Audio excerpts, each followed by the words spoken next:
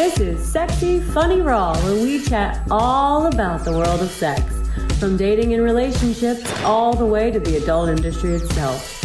I'm Silvia Saige, and this is my Pornspective, answering all the questions you weren't even brave enough to ask Google. Get ready, because Sexy Funny Raw starts now. Well, hello. Welcome back to another episode of Sexy Funny Raw. I am your host, Silvia Saige, and joined with me, as always, is Dr. Eddie, giving us a public health perspective.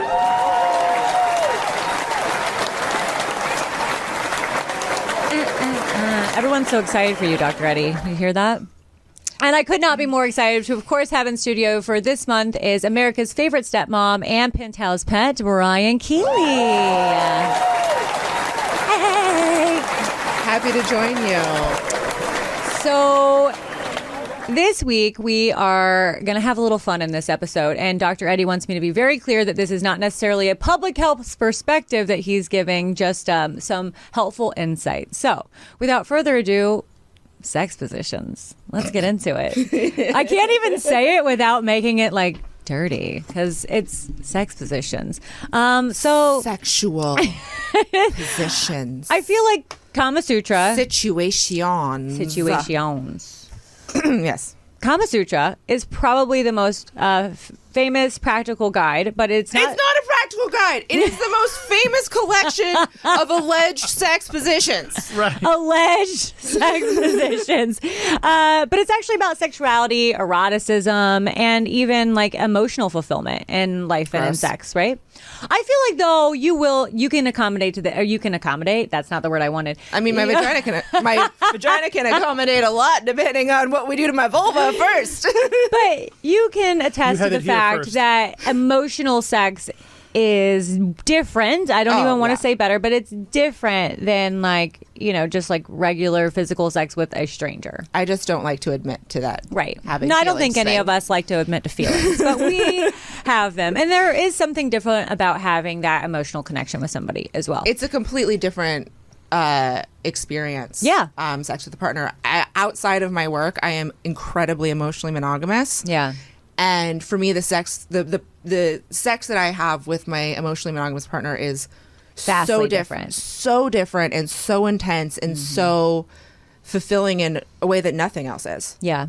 Yeah. And I think that's huge for people to know also, that the sex we are having on film is very orchestrated. Yeah. Performative. And it is a different style that you have with your partner at home. So, yeah.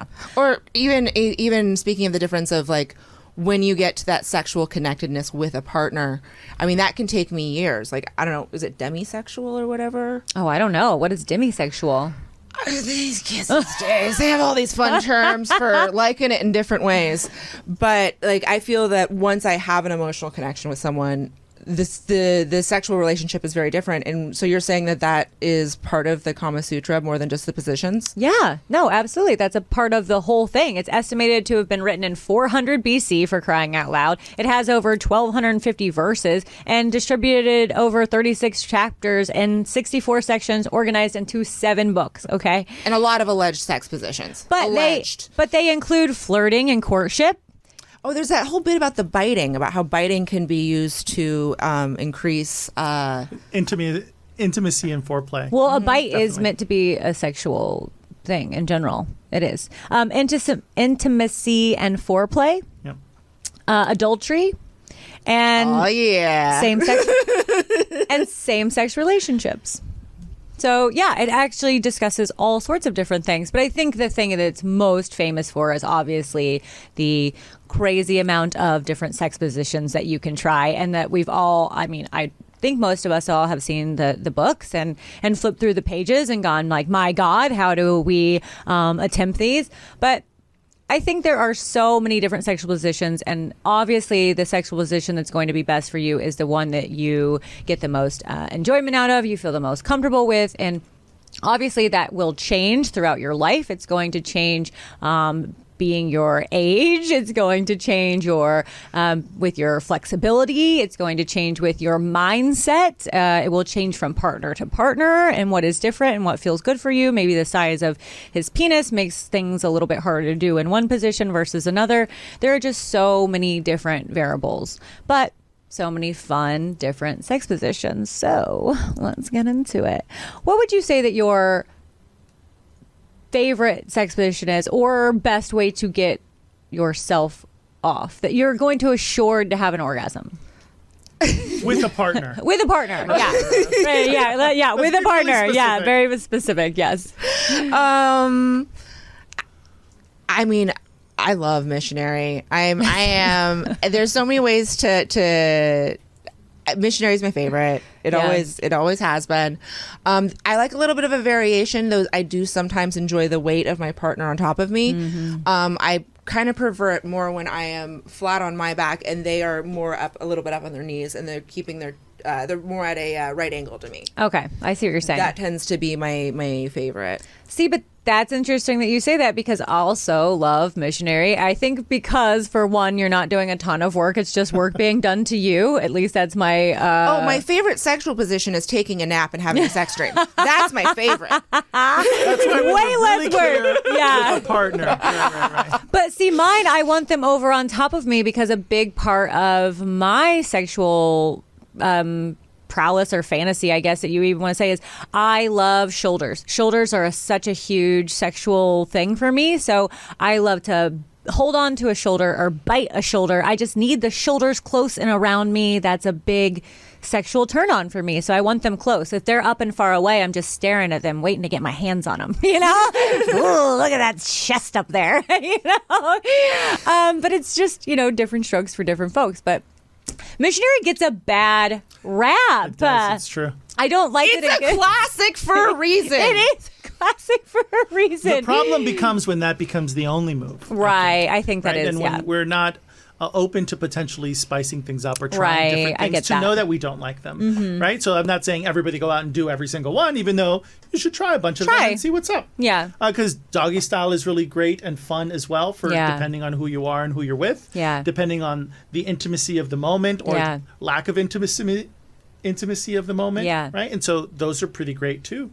But then there's a variety of stranger ones that can also be fun to try and laugh your way through. Yeah. That creates a different kind of environment when you're trying to engage in a healthy sexual relationship. And a different bond, because like that's going to form an incredible bond with that person, that you are trying these new things and that maybe you are laughing your way through it, and that maybe it is like an awkward moment that you're kind of getting through together, and maybe you find something that's like mind-blowing for both of you. I also a huge fan of doggy. For one, it's great for like morning, because you don't have to smell their breath or look at their face, which I love.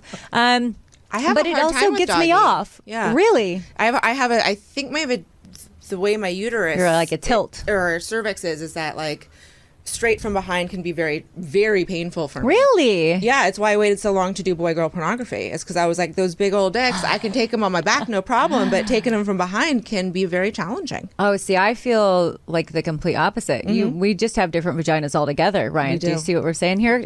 I absolutely love. That's always my go-to after missionary, of course, is I'm like, get back there, do some work back there. But for if I am going to do a doggy, I'll do apparently what Dr. Eddie was saying is a lazy doggy, where I can lay on my stomach, and that I don't know if it lengthens my vagina or however it works really well, because I get a lot of G-spot stimulation, and I can kind of like clench and pressure with my thighs to give more stimulation to my like clit and vulva. So the position that she's describing is where she's flat on her tummy and the man is almost like riding her butt. Basically, with his penis inserted underneath. And also huge fan of that myself, I will say. But the only reason I don't like that move is because I feel like for me and doggy, I like to have something on my clit. I like to use a vibrator on my clit or even just my fingers, but my fingers can be dangerous because I have really long nails. So not to me, but to Guys his penis. can also play with the clitoris as well. See, that changes the angle. That changes the angle. No, it does. You're right. It does change the angle, and I feel that's like not good for everybody. You're right. I feel like it's really hard for men to multitask that because they're so worried about their. Well, right, but I feel like I feel like some men are really good at stimulating the clit from the outside, but once they get in the doggy, they're so worried about the pounding that they're not really keeping track of what's happening up here. The stroke game is more important than the. And then I'm like, you're doing bad things here. Why don't you just get Quit that away from me? Yeah. That's why I hate 69. Is because it can't stand it. Too distracting. Like I want you to do a good job, and I want to do a good job, and I can't do a good job if you're distracting me. I can't either. Many people that like it actually. I don't think anyone does. I've never had a conversation with somebody who's like, "Oh, love it, totally Maybe when you're into younger. it." I've with some lesbians. But do you feel like anyone's like Gold Star lesbians getting off at that time, or do you think it's a visual stimulation? We'd have to like empirical evidence. Yeah, let's do it. We need a large. I feel like we need brain scans. I feel like it's definitely more for straight men than anything else because they're getting their penis sucked while at the same time having a vagina in their face, and even if they're not licking it, it's at least there for a You can stimulation. look at it. Yeah. And I think that visually it's very exciting, but I just think once you start trying to get all up in there, it's distracting. You're throwing me off. Yeah, and there's no way I could never have an orgasm in a 69 position. I don't know. No. Yeah, I don't. No. I don't know many people that could. It is a very tough position, but it's so highlighted all of the time. It's certainly highlighted in pornography. Definitely. But yeah, what another big highlight of pornography that I think we must touch on, and it's the pile driver. You gotta try to play pain! Oh, I did it! Now, the pile driver, although very aesthetically pleasing to the eye. And the camera. Is it aesthetically? I feel like it looks weird, but do that's you? just me. It kind of does. Because it kind of looks like the person is mushed It who's looks receiving. like a stunt. It looks exciting. Right, here we go. See, but when we're doing pile driver for porn, these people are a little bit closed off. So for pornography, both knees would be closer to your head, or actually on the floor, and so you're in back. And then the gentleman, in order to achieve penetration, is literally doing deep squats while pushing his penis down in order to make it into the hole. And I just think it's a one-way ticket to Queef City. Yeah, it is. There's a lot of air being trapped. Yeah, it definitely is. Which is going to dry your pussy out. Yeah. And you're going to feel embarrassed. So yeah. I am. Which there's no reason to feel embarrassed by a queef, by the way, because all it is just extra air getting into your vagina and then being squeezed back out. But it does really offset the mood from time to time when you just hear this giant. And it's going to dry you out. Yeah. Wow, my real lips did what an actual vagina lips just did. That was impressive. I've never seen that on camera until just now. I'm never going to do that again in real life. That's a noted for me. Like that? Yeah, there you go. So glad it's your lips too. Not just I used to be able to queef on command because I can control my abdominal muscles to suck air in. I don't know if I can do it anymore. If I get oddly quiet over here. She's trying really hard to get there. But I'd say for real life, it's probably not the best position. For one thing, it really hurts your neck. It's just not. It's certainly going to be a problem as we age. It's a safety issue. 100%. Absolutely. Because realistically, a lot of these positions might be fun to try, but it's not like this is my new move forever. Right. And then that's going to change from our 20s to our 30s to our 40s. Yes. And 50s, 60s, 70s, even though we should absolutely still be having sex. And also sex and disability. I am someone with thoracic outlet syndrome, and I've had my first rib removed. And I used to be able to do, particularly when it came to bondage, I was able to do a bunch of fun suspension positions. I can't do any of that anymore. And there's some sex positions that I just can't do or I'll get tired because it's too much weight on my shoulders. You can even see if you're watching instead of listening, I have one shoulder that is significantly lower than the other one. Oh, wow. Yeah. And And so that affects how I can support my weight during various positions. Interesting. Yeah. Mine is just my boob job has gone really south. So the more weight on this arm, then I get a really disconnected boobie, and Right it's here, yeah. not hot. Yep, that's the one I get, and it's so not cute on film. So I just really pay attention to that. For Yeah. everyone watching at home, my job is great. But okay, so let's talk. I just really want to, because I think a lot of people do turn to porn for sex education. So I really want to discredit the performance art that we're doing for you on camera that is probably not going to be workable in your real life. It's the most inefficient way to get off, because every position that is a good position for porn, we've modified it. Yes. So you can see it. Yes, that is true. A lot of you don't realize that we have to open up to a camera. So even in Missionary, you will see one of our legs pinned back or whatever because they're just trying to get the camera into the view. So really nothing that we're doing. Because even when I'm writing Cowgirl, which is a position I personally love in real life, and I feel like I have full control and I can definitely get off when I'm on top, I don't necessarily get that on a scene because they're more looking for it going up and down into the vagina. So you can see the vagina going up and down on the penis, as to oppose if I'm actually riding a penis, I want to grind on it and I want to rub my clit on his stomach, and that's how I'm going to get off, not from riding it up and down, which is what I'm doing in a pornography. I would say the difference in my personal life is that I'm kind of doing, what is the yoga position where you kind of balance your knees on the back of your elbows? So I'm doing something that's more like that. Are you? And then and it doesn't, I am not. And it doesn't look sexy because it's I'm all hunched over like this. Oh, okay. Where a tree, is it? There's the tree. Because I'm like, but it's like, but I'm not fully. Oh, I know what you're talking that's about. a tree. Gotcha. Yeah, I know what you're It talking is, about. It might be frog. Yeah. But on camera, I'm like, Yeah. my back is arched an entirely different yes. way. Yeah. You know, it's like this. It's Yeah. like this. Yeah.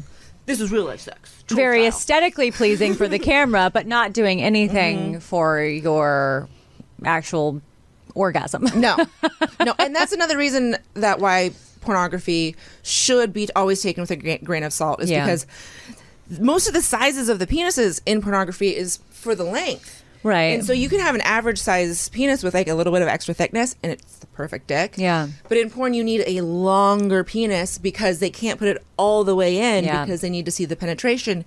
And so therefore the female talent isn't necessarily taking, every single millimeter that is. Yeah. Very true. All very true. And going with that, the reverse of a cowgirl, which is going to be reverse cowgirl.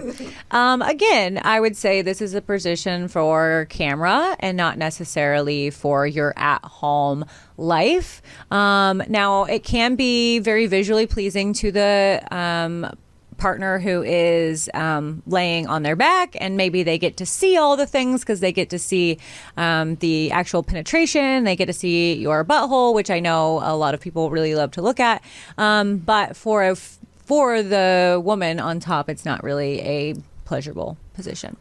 I have a home variation of reverse cowgirl that I enjoy, but it's more of a cowgirl doggy hybrid. Tell us. It's and it also you better butthole view. Okay. So I'm kind of like in doggy. So Isaiah Maxwell is an amazing male He is performer. a great human. Amazing we love human him. being. And his penis kind of naturally hangs down. And so reverse cowgirl on him is, I just don't feel comfortable back like this. I don't feel safe. Yeah. It's not, I don't feel safe. Yeah. I don't trust people to support my weight. I'm Yeah.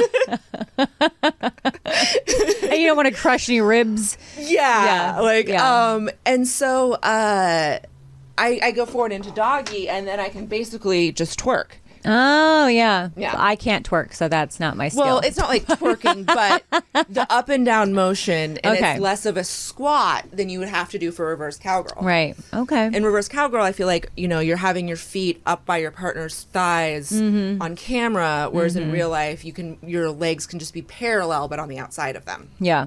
I get that. Yeah, so it's a difference in the deepness of squat and how flexible your hips are. Yeah. Again, all of this will come back to flexibility and what your body is physically capable of doing. Right. There is never a day where I come home from set and I'm like, feel great. What are we going to do? I am exhausted. I can do nothing more than smoke a joint and eat some food and then pass out. Like, I am lucky if I have to stop, if I can physically stop at a CVS afterwards. Like, I'm so drained. Oh, I go straight to the Taco Bell drive-thru. Okay. Yeah. I'm a Postmates girl myself, but I get it. No, Yeah. I'm straight from set. Taco Bell drive-thru. I don't care how much like effluvia's on my face. My eyelashes like this. I'm in sweatpants, but I was in a horror outfit. Yeah. And stuff my face in the parking lot because it should be eaten quiet and alone in the car. It's my post-sex ritual. Go home, hose down. I don't even stand up in the shower anymore. I just like sit in the tub and gremlin, and then I take a nap.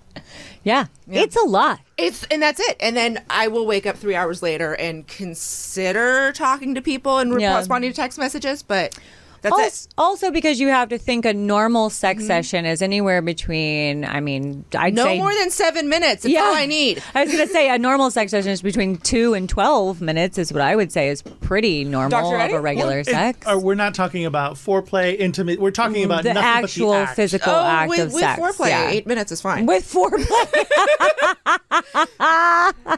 You're going to like... Everyone's different. And Smooch on my neck for 2 seconds. I'm gonna suck your dick. I'm going to get wet. And I know some people that would love you. And then like 4 minutes of mish, and I'm ready to take a nap. Yeah. But you heard it here, folks. But in porn, we are having sex anywhere from 25 to 45 minutes. And heaven forbid anything go wrong. Like I've been on set when a director didn't hit record. So we had to do the whole thing over again. Luckily, it was small hands, so I didn't really care. But we don't get paid extra for that. I actually did get paid extra for that. What I will say about that, it was on a Jackie St. James set. Oh, I actually said I wouldn't take more money, and she was like, "Oh no, you will get more money," and I was like, fair enough. I will get more money.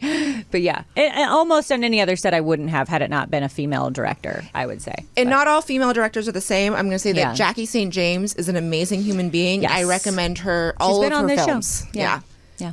Just delightful human being. If you want female-friendly, female-focused pornography with like no weird... If you want to feel good about the pornography that you're watching, watch Jackie St. James. Yeah, I agree with that. And she's doing Bellessa now, which is one of my favorite porn companies ever. Have you worked for Bellessa yet? Uh-oh. So I did, but the setup that was supposed to happen, there was a same day morning of switch out, which was fine for me because my kink is sex for money in front of people. So I was still very much enjoying myself, but it was someone new that I hadn't worked with before. Which is way different. That's kind of not what Bellessa is supposed to be at all. Yeah. So Bellessa is a site where basically the females pick their partner, and it's somebody that you've been really wanting to have sex with, or someone that you truly enjoy having sex with. Or someone you have beef with and you want to quash it with your genitals. There you go, that too. But it's just meant to be, and it's anything that you want it to be. You can start with lingerie, you can start naked, you can start in fully clothed. There can be foreplay if you want it, no foreplay if you don't. It's the exact opposite of everything we have to do in porn, where it's so scripted. This is an anti-script, and it's whatever you want to do. You can have sex for 5 minutes, or you can have sex for 50 minutes, whatever, in whatever positions you want to do. And you don't have to open up to a camera. It's people having sex for real. It's fabulous. So I actually pitched my dream idea to them, and they don't have the budget for it because it involves renting out a truck stop. Well, now we know your kinks. Now you know some of them. Kinks, right? The ones I'm comfortable talking about publicly. Oh, well, there are so many sex positions to discover. There are so many more to talk about.